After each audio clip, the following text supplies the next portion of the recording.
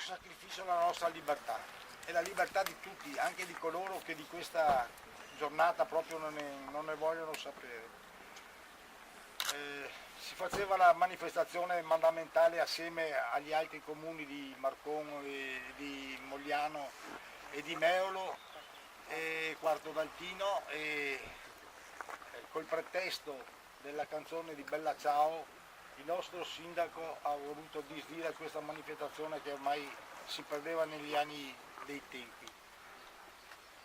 Io sono dell'idea che ci sia una volontà politica, non sia la Bella Ciao che abbia fatto scaturito tutta questa cosa. Si poteva cantare anche a Marietta molto in gondola, non c'è la volontà politica di venire alle manifestazioni del 25 aprile.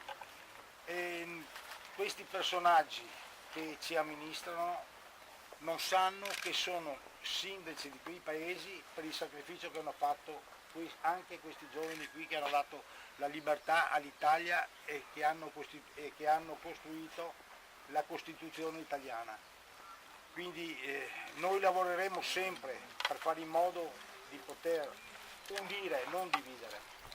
Adesso ritorneremo a Marcon, saremo presenti alla celebrazione indetta dal Comune e poi andremo alla manifestazione mandamentale a Meolo assieme ai compagni di Quarto d'Altino e di Meolo per celebrare degnamente questo giorno che deve essere un giorno di ricordo e soprattutto di riflessione per tutti noi liberi cittadini di questo Stato.